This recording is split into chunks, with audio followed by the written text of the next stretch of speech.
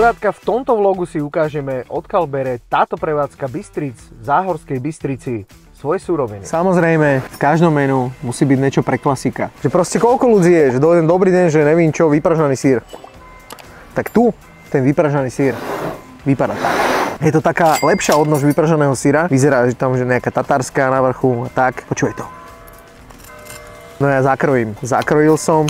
Pozri sa. Je to vypražená kráľská hrúdka, priatelia. Ja by som nazval, že to je jedinečné. Od toho chrumknutia až po prehltnutie toho sústa, tak celý čas máš v hube divadlo. Úplne celý čas. Keď sa začneš preciťovať do tej omáčky, že čo tam všetko cítim. Cítim tam kapary, cítim tam, akože nie je to tatárska obyčajného typu vôbec. Cítim kapary, cítim cesnak a cítim strašne hutnú chuť toho syra. Neuveriteľné. Čo sa týka konzistencie, tak je to podobné, ako dajme tomu, že mozzarella. Je to také tahavé, jemné, ale strašne taký veľmi dobrá výrazná chuť zemiačik k tomu samozrejme.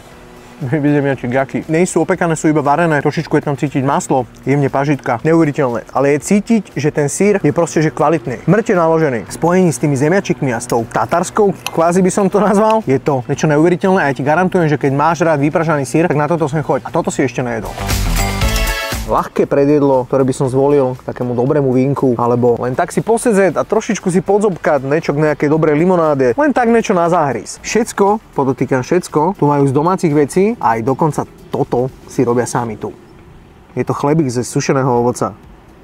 To je proste neuveriteľné. Tie syry už na pohľad vyzerajú tak prémiovo, že sú proste že iné, také lepšie. Chápeš? Tak tomuto naozaj by som vyhodilo vínečko, tak je veľmi orieškový, taký vláčný, tvrdší. Toto je syr. Vyhrotený, kámo. Čo týka chlebiku, daj ten chleba je naložený ako hovado. Veľmi mám rád kombináciu, že syr a ovocie. Na tento blečí syr, krémový. Môže sa rozplývať, najradšej by som si ho natrel. Konzistenčne je veľmi jemný, ale taká hutnosť je v ňom. Síta, brutál. Máme tu ešte nejaký džem. Ešte okoštujeme ten džem. Určite je to sidrobatu. Tak s týmto to je úplne že smrť, kámo. Koštujem to syr. A tam máš na konci to jak červeným vínom, keby to bolo zreté. Vidíš, je taký fialový. To bude asi nejaký že zretý. Je to cítiť. Je tam trošičku cítiť také červené víno. Odkiaľ spíť?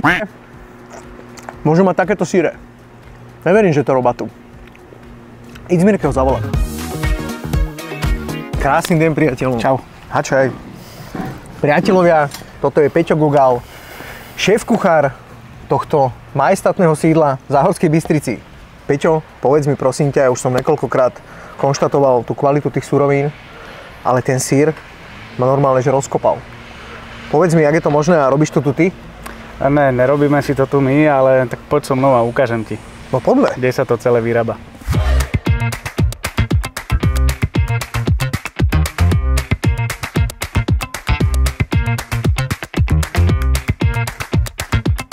Priatelia, sme v Dolných Salibách, nachádzame sa u Tomáša, u Čízia.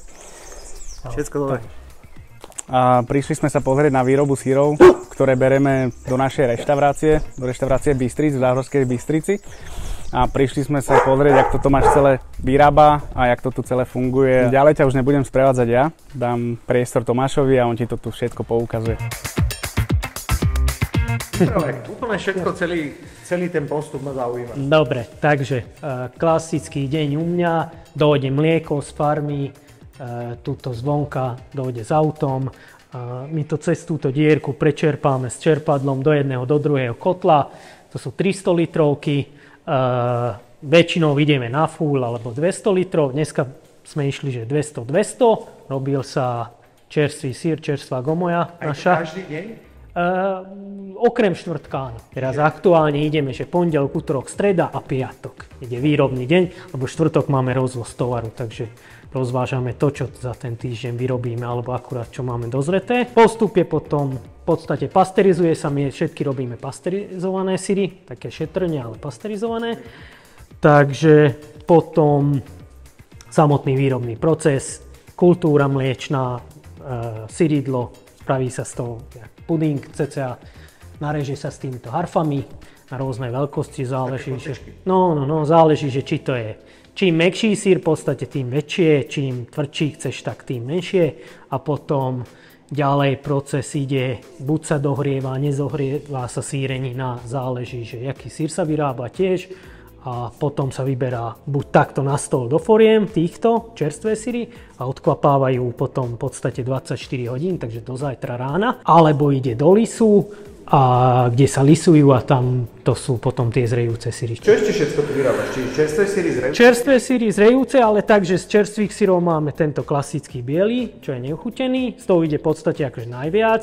Občas robíme sezónne, tam robíme na jeseň tekvicovými semienkami a cez leto väčšinou ide, že žihlavová. A zvykneme, keď sú objednávky, tak paprikovú, taký čili krémom v podstate.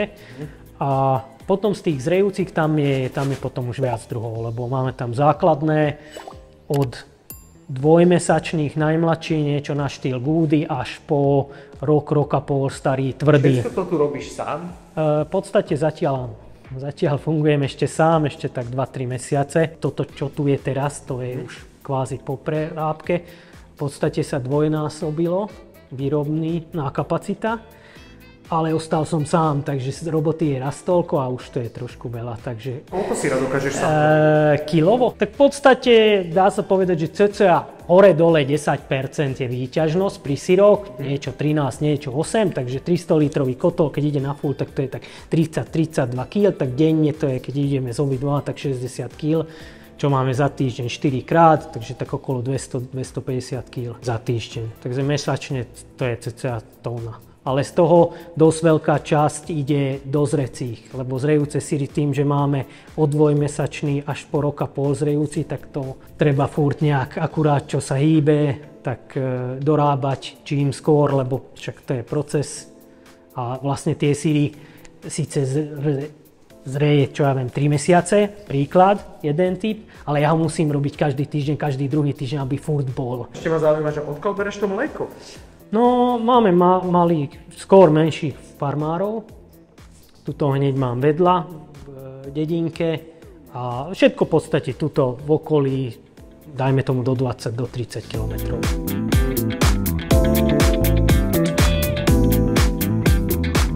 Priatelovia, nachádzame sa v ďalšej miestnosti a v tejto miestnosti sú zrejúce syry.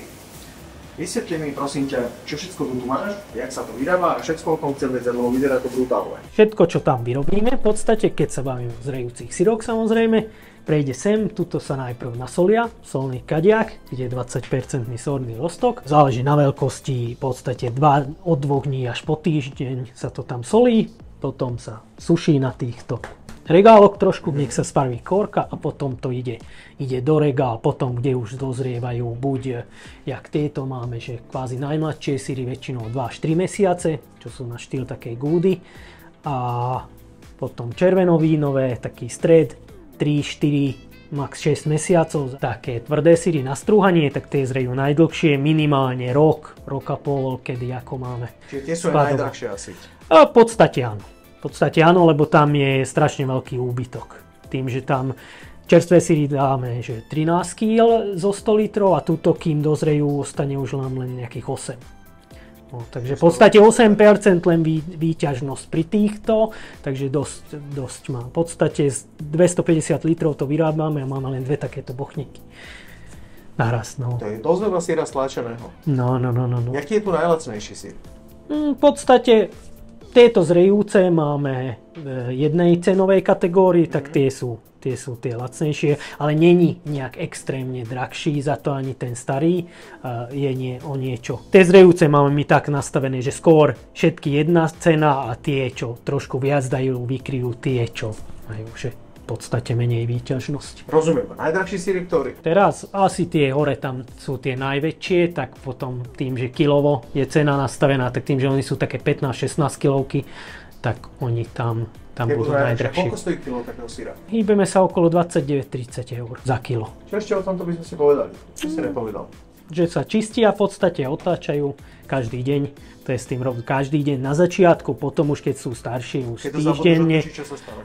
Nestane sa nič, ale keď dlho leží na jednej strane, tak jednak sa tam tvorí pleseň potom zo spodu a hlavne kým je ešte čerstvý, keď nie je ešte taký skôr tuto, tak ona tak trošku ešte akoby sa tak splácne. No, takže ideálne. Dôležité je otáčať pri tých, to je skôr ten prvé 2 týždne max cca. Aj potom samozrejme, ale tam už, či to otočíš o 3 dní neskôr, to už tak nevadí za to. Ale hlavné je, že otáčať ich a hlavne to umývanie. každý druhý týždeň v podstate toto celé, čo tu vidíš teraz, tak každý druhý týždeň sa všetky umýjú so slanou vodou len.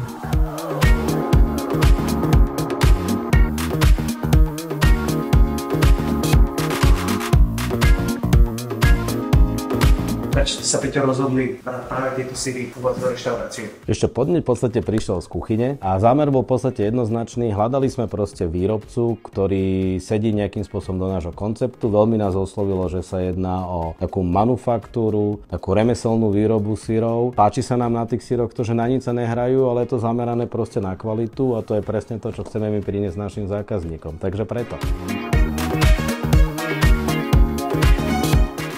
Si dal si kus dobrej roboty. A by som vás len chcel pozvať do reštaurácie Bystric, aby ste to okoštovali. Poďte tam, to je brutálne.